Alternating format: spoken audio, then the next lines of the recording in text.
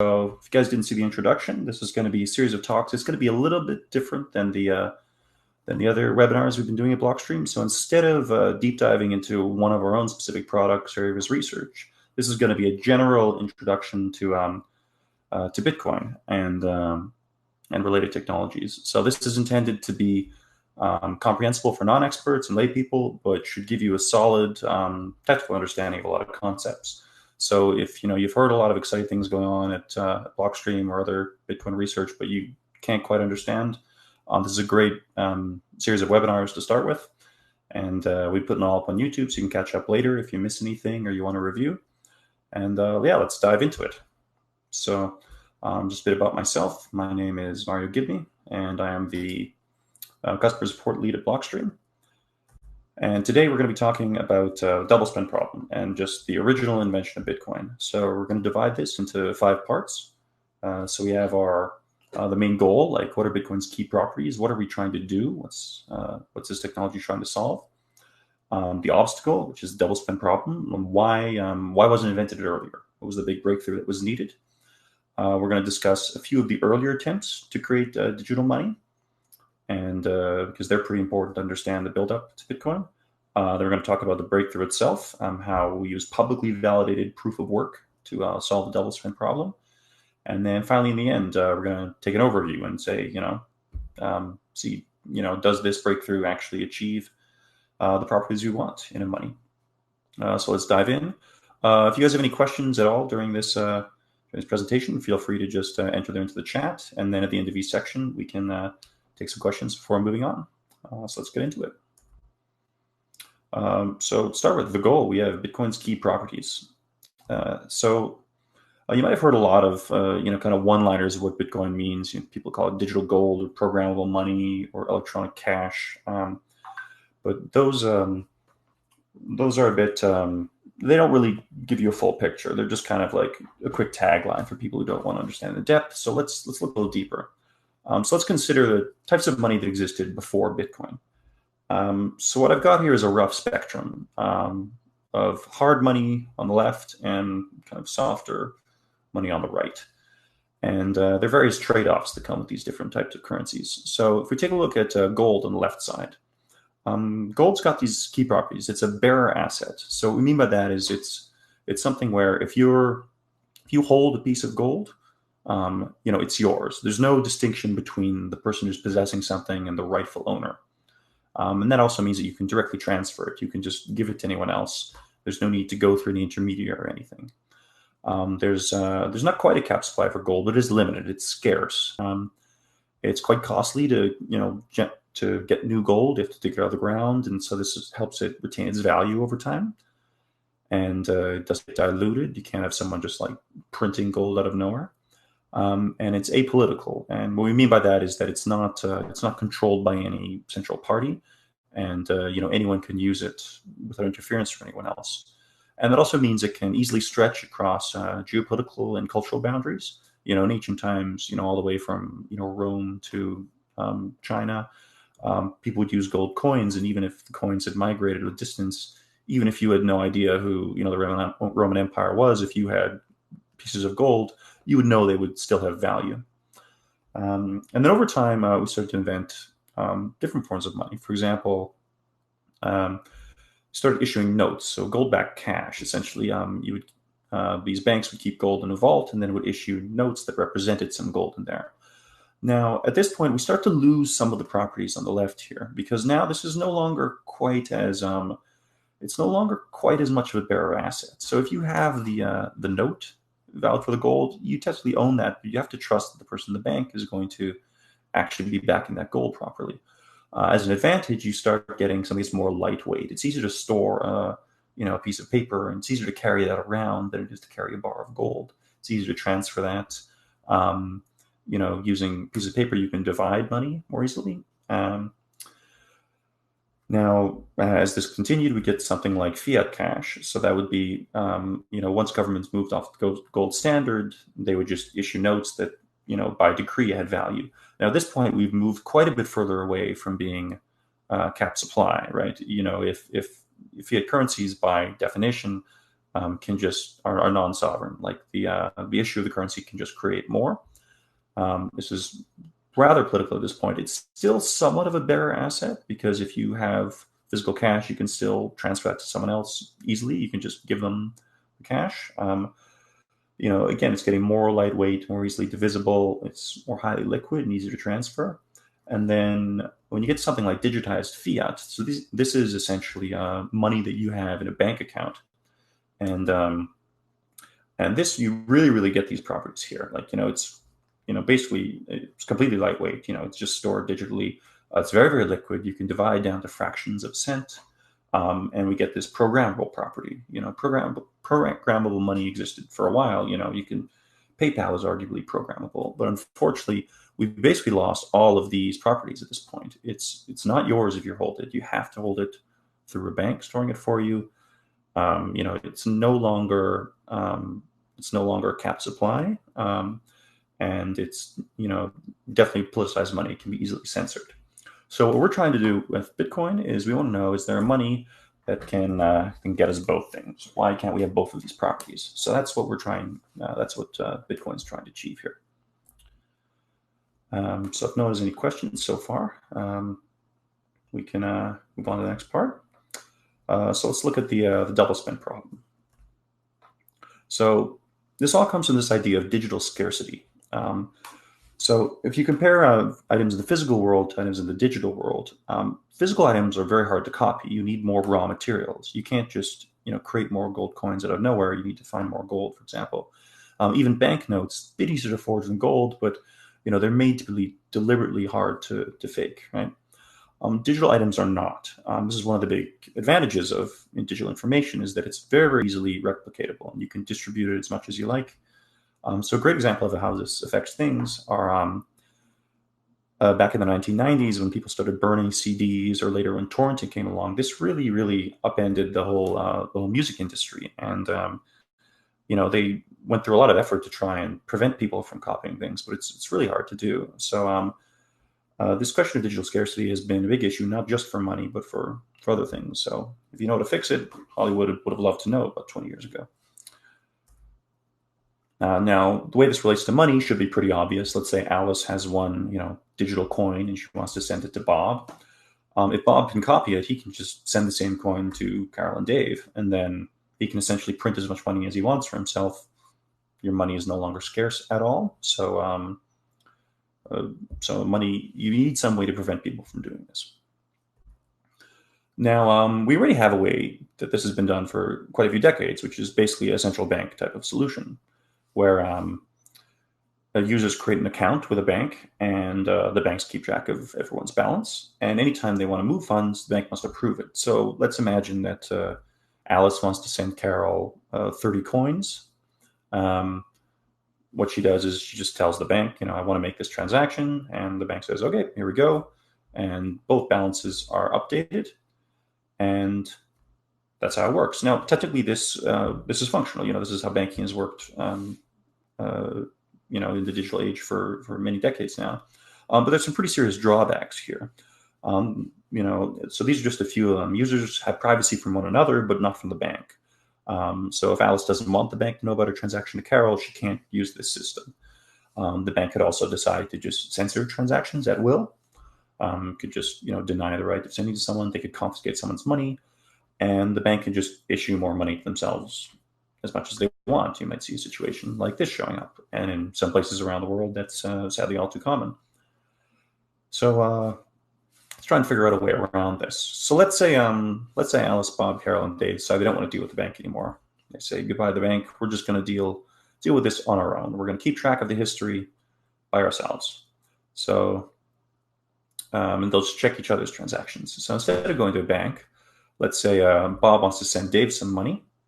What he does is he writes this out in a transaction, and where explains that he's sending 5 coins to Dave, and he tells everybody else about this. Hey, I'm going to make this transaction right now, sending the money to Dave. Everybody update the record accordingly. Everyone does that, and this can work. Now, there are several things wrong with this, some of which should be pretty obvious. Not only does everybody need to keep this whole list of transactions, but also your privacy is really gone now. Everybody knows everyone's transactions. There's also the question of where the coins come from. Is there some way to distribute the initial coins fairly? We have the question of, can the network scale effectively? And is there any way we can reach agreement on new transactions? Now, this last point is particularly, it might not be completely obvious to someone looking at this problem for the first time, but let's think about this for a second. Let's say Bob wants to send that transaction to Dave, but he also wants to send the same money to Carol. What he can do is he can create 2 copies of the same transaction and send them each to another person at the same time. And then they tell everybody else on their end of the internet or wherever they are in the world.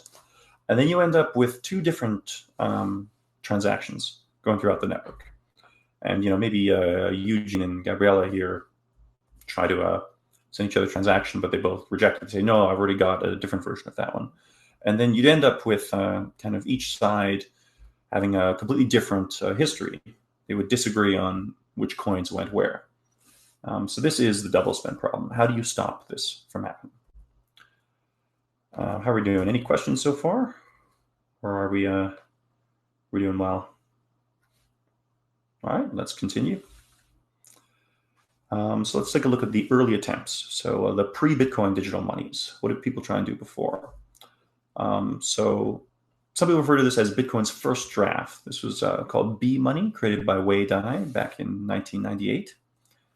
And what he did is he came up with the idea of using public key, private key pairs as a way to keep track of ownership.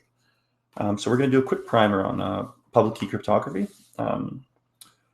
So the way public key cryptography works is that using the algorithm, you can generate a public key and a private key. These are essentially 2 large random looking numbers.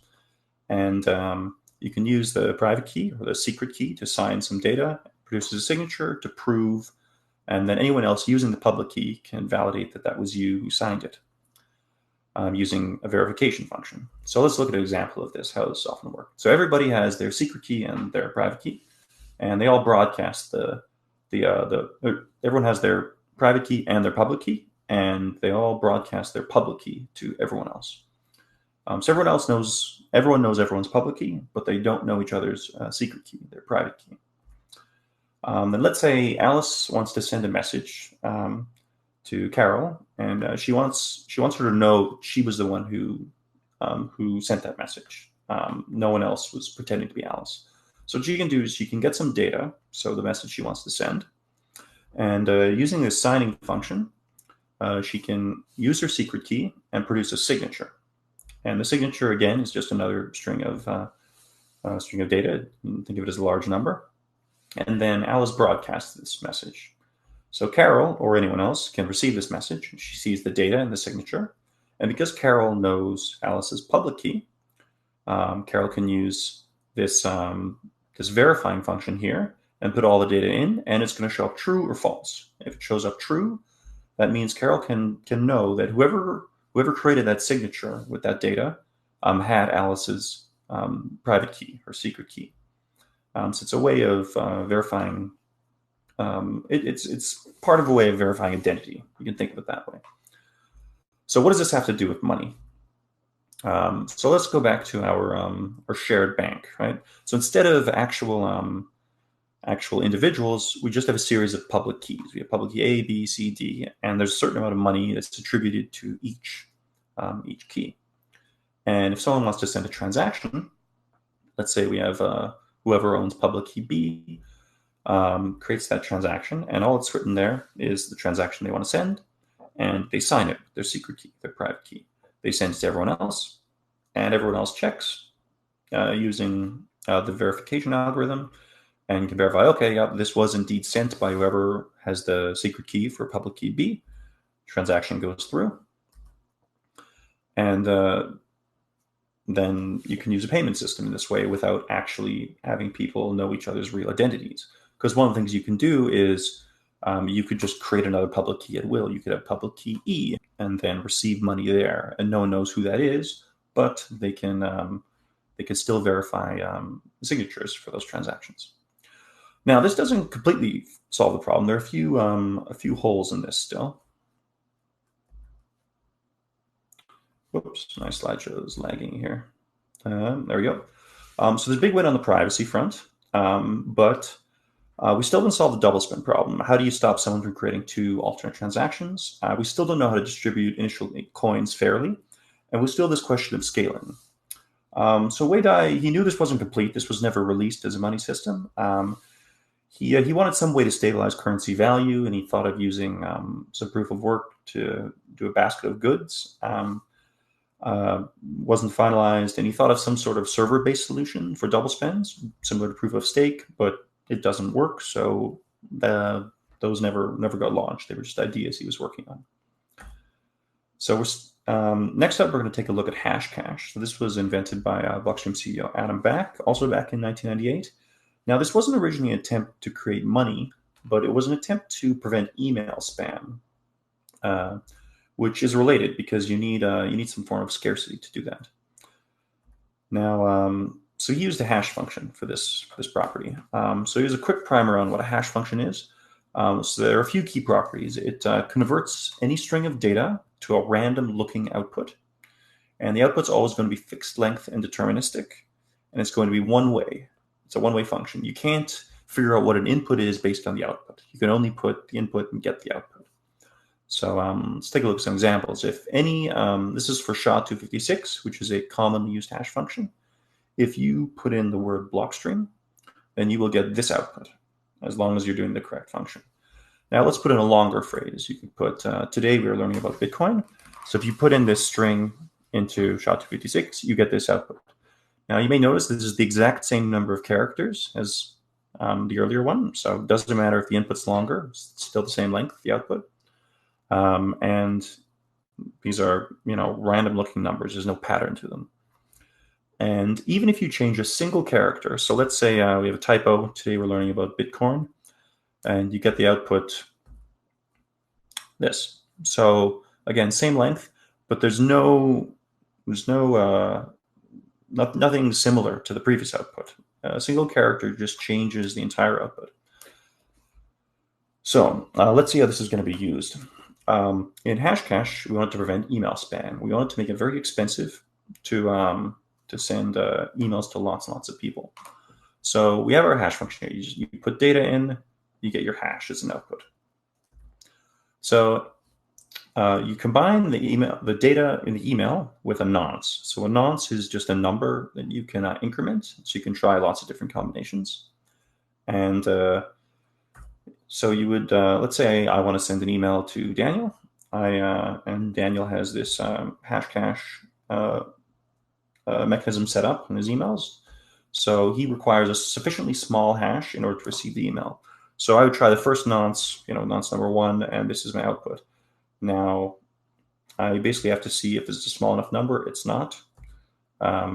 If it's, we might say something like it requires a bunch of zeros at the front. This doesn't have it. So I might try another nonce, and then it's still not small enough, and another nonce. And I try this many, many times over, and, oh, here's a smaller number, but it's still not small enough. And finally, I try one that is sufficiently small. I know that that's, the requirement for Google's or for Daniel's receiving email, and then this email can get sent through.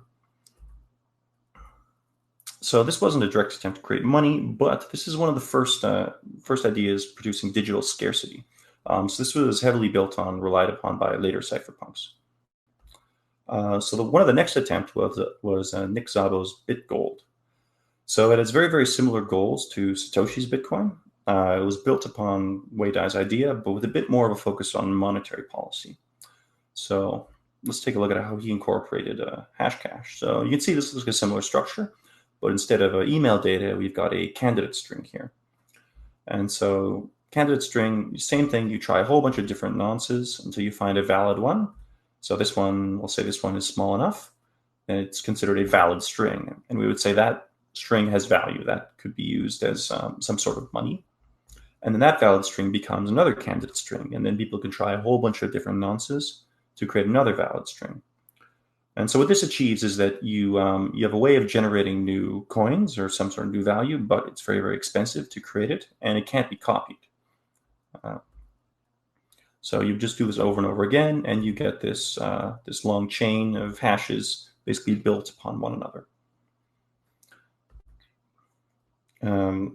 So now we got some way to issue currency in a scarce way, but again, we still haven't solved agreement on new transactions. We still have this question of scaling. And again, he had some other incomplete ideas. He realized that over time, computing power would get faster. So he suggested that hashes from different years could have different values.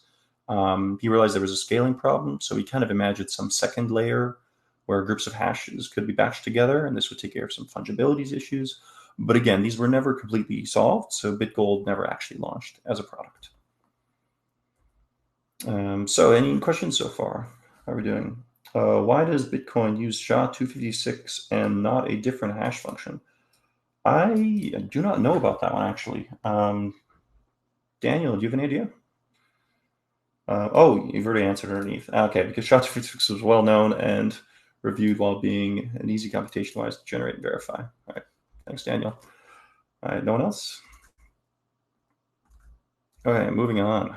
The breakthrough. So now we're going to see how exactly did Bitcoin do this. So publicly validated proof of work. Proof of work is also another way of describing what was going on in the Hashcash proposal. So public validation and in blocks. So we'll see what that means. So one of the key insights was that instead of adding transactions one by one to this giant ledger of history, it was suggested that we could add them in chunks. So this would allow us to deal with them in a different way. So instead of a single ledger, you would have kind of blocks of transactions together in a chain. This might start sounding familiar. So we would say, okay, different members of the system can take turns adding the next block of transactions, and we'll say those ones are valid. And then that way we can be sure that you don't get this diverging history. So let's say everybody's keeping track of what the next transactions are, and maybe you have these conflicting transactions. A and Alice and Bob think that this purple transaction is legitimate, but Carol and Dave thinks the red one is, and maybe they're conflicting. Maybe you get some other conflicting information. But if we can settle on one person to add the next block, then we can add this one to the history. And as long as everybody checks it out and the transactions don't conflict with each other, it becomes part of the history, and then we move on. Someone adds the next block of transactions. So the question then becomes, how do you decide who gets to add blocks next? Can you just have new people joining at any time? Is there any way we can randomly decide? And if it is randomly decide, how do you prevent a Sybil attack? This is an important one to understand. If you have a whole bunch of participants in the system, and maybe Dave creates a whole bunch of extra versions of himself, it's not going to work very well if he can just add all the transactions or most of them. So we need some way to prevent this. So this is where the insight behind Hashcash came in. So you have a block and all this data in it. You have these transactions, and there's also information in the header, and we're going to hash all of that together. This is a slight oversimplification, but essentially all the data needs to be included in a hash, and we're going to say it, like Hashcash or the BitGold idea, it needs to be sufficiently small. So what happens is anyone who wants to create a block over time can just keep on trying different nonces or different combinations of transactions until they find a block that is a sufficiently small hash. So they keep trying. Oh, there they found one that is small enough. And then Alice found this one, so she broadcasts it to everybody else. Everybody else takes a look at this block. And if they all decide all the transactions in it are legitimate and are okay, then it gets added to the history. And now everybody can agree on which transactions get added. So this ledger became known over time as a blockchain. Interestingly, it wasn't called a blockchain in the original paper. They called it a time chain, but you can see where the name comes from. Now, the next question is okay, does this work? How do we keep honest users using more computing power than an attacker? Because if you just had someone, like Dave, we saw Sybil attacking the network earlier. Now, it's expensive for him to do this because he'll have to find tons and tons of these valid hashes, but we need to make sure honest users do that more than attackers. So to do this, we reward people who find a new block, with special transactions. So we call this a Coinbase transaction. And the first transaction of any block is always the Coinbase transaction. So I've outlined it here in yellow.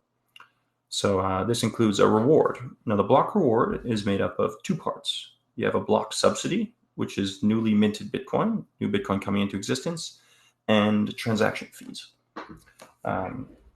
So what this does is it provides two things. First of all, it provides a way to fairly create new coins. As we talked about earlier, in the earlier versions or earlier attempts to create digital money, this is one of the big questions. Where do the coins come from?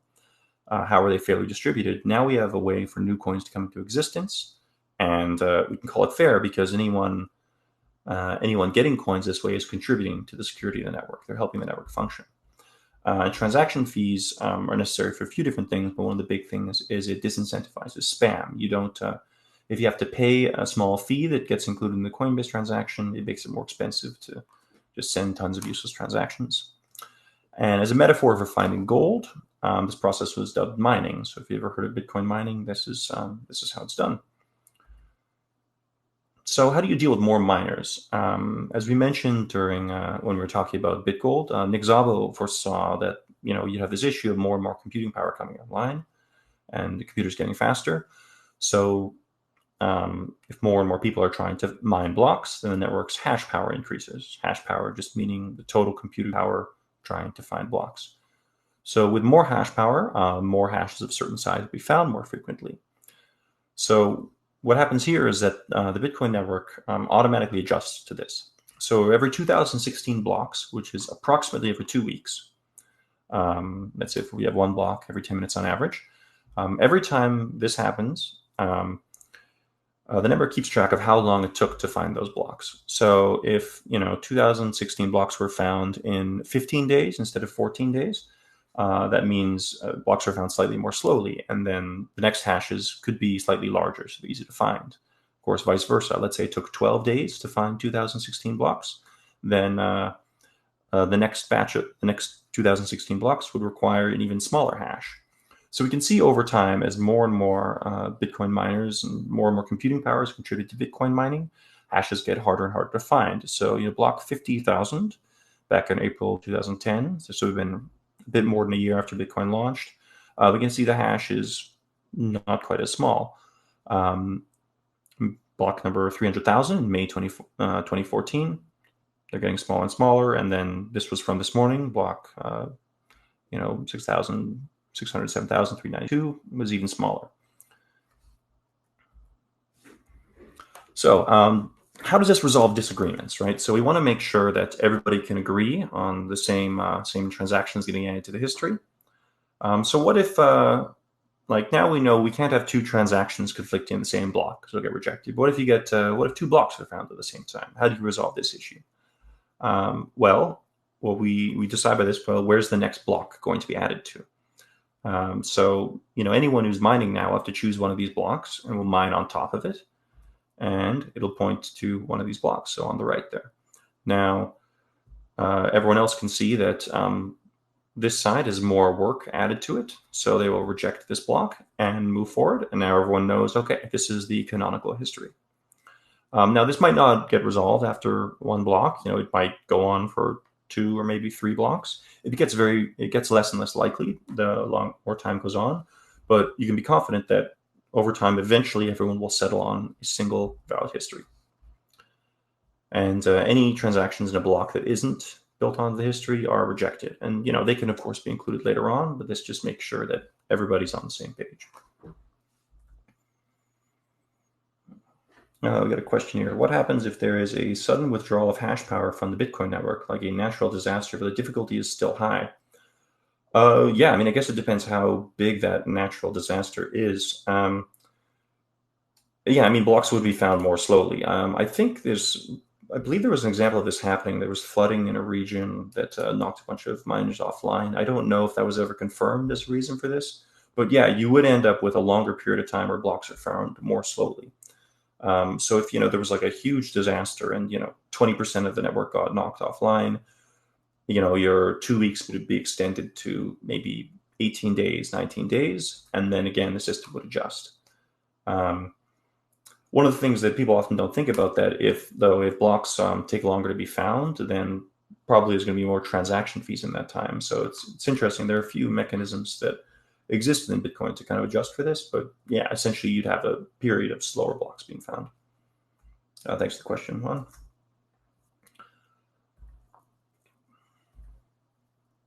All right, keeping supply capped. All right, so we wanted to have scarcity, right? We want to have confident that there aren't going to be an unlimited supply of these created.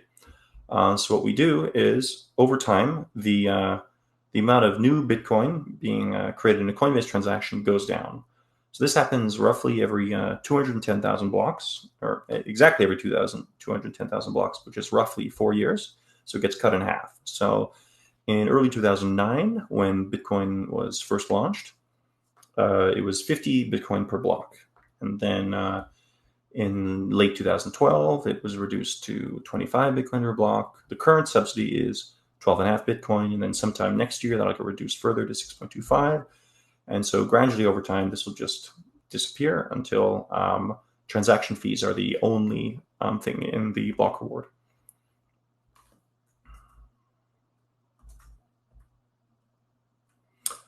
So let's consider what kind of attacks can happen here. So could an attacker with lots of hash power create extra Bitcoins or directly steal? No, even if you have a ton of hash power and you create some transaction that has or create some block that includes a transaction that breaks the rules, like maybe it creates new coins or steals from someone else, everybody else in the network will see that and just reject the block. No one else is going to mine on top of this because no one will consider that a valid part of their history. So this is where the public validation comes in. All of these things need to get broadcast to everybody so everyone can check to make sure the rules are being followed. Let's say you have lots of hash power, so less than 50%, but lots. What you could do is you could occasionally rewrite chunks of history. Now, if a miner has 20 or 30% of the mining power, they could occasionally do this and get some block overwritten. Now, this isn't a complete disaster because it still doesn't allow them to break any rules. But what it can do is it can kind of, it can, delay certain transactions from being included or deny rewards to certain miners. And then if you have greater than 50% hash power, this becomes highly problematic because you can just continue building on only your own blocks and reject everyone else's. At that point, someone could censor a lot of transactions and could claim all rewards.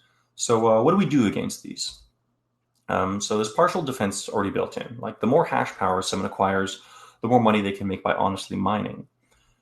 So sure, you could, if you had a whole bunch of hash power, you could continually do things to, you could continually doing reorgs, but then you run the risk of, people noticing the value going down. Whereas if you just mine honestly, you're very, very highly rewarded for doing so.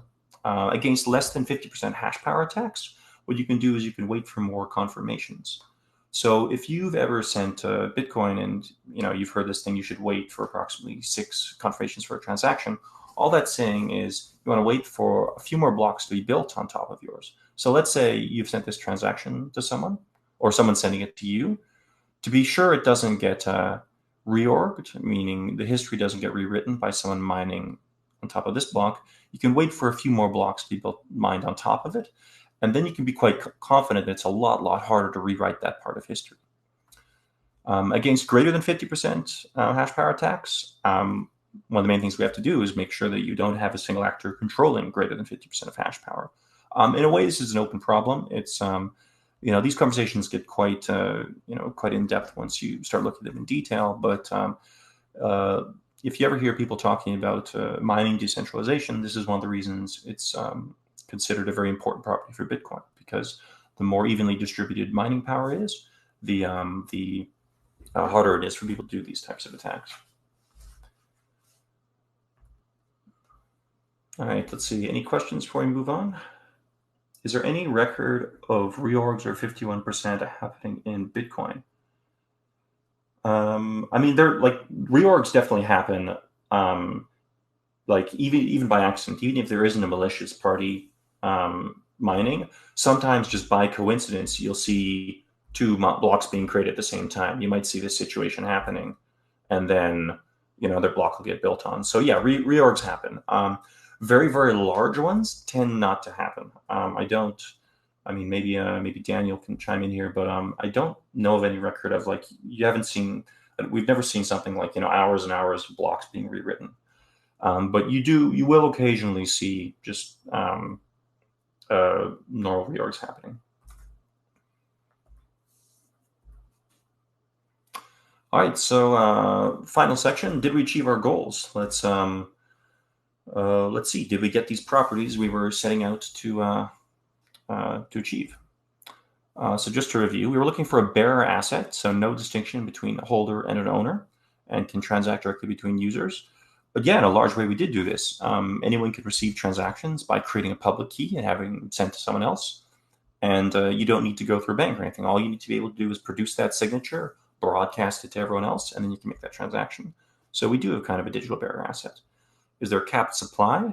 Yeah, this is arguably the most scarce money that has ever been created because, gold is one of the common comparisons, but even gold, you could still pull more out of the ground, right? With Bitcoin, the only way new Bitcoin comes into existence is by creating it through mining. So it really holds it's really going to hold its value over time against dilution compared to other monies. It is apolitical in that it doesn't rely on a single authority. As long as hash power is sufficiently decentralized, then no one can censor your transactions. You just provide a sufficient fee, and a miner will include it in a block. Is it lightweight?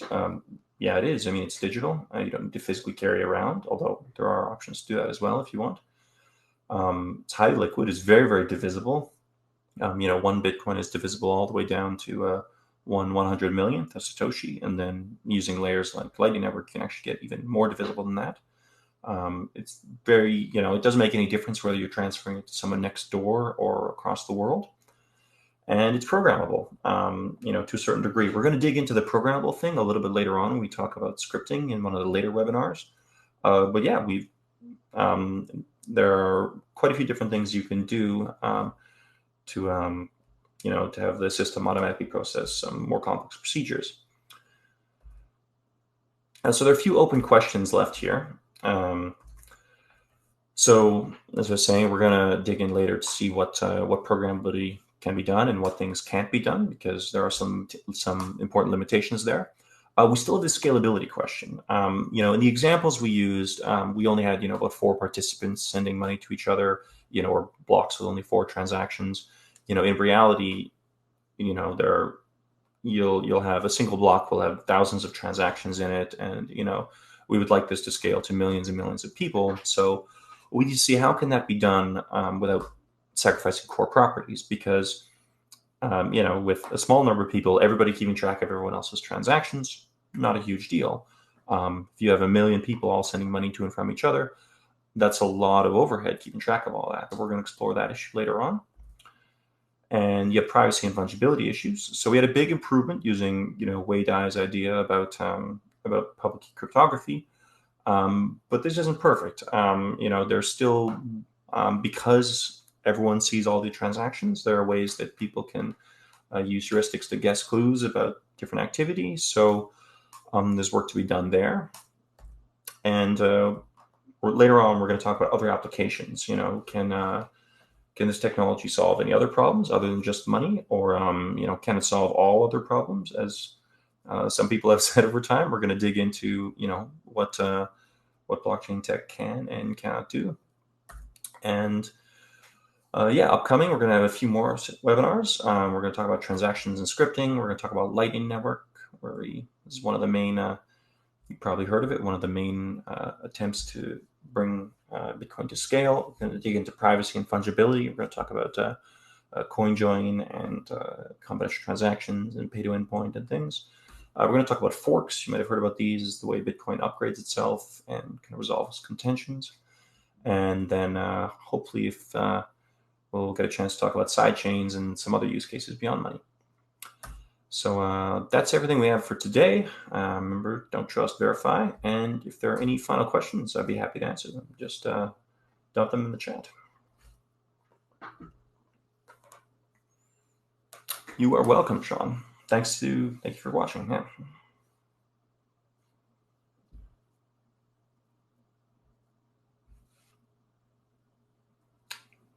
Give just one more minute in case anyone has any questions.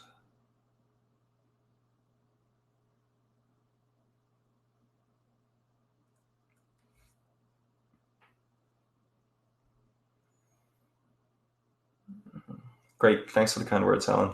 Glad you liked it. All right.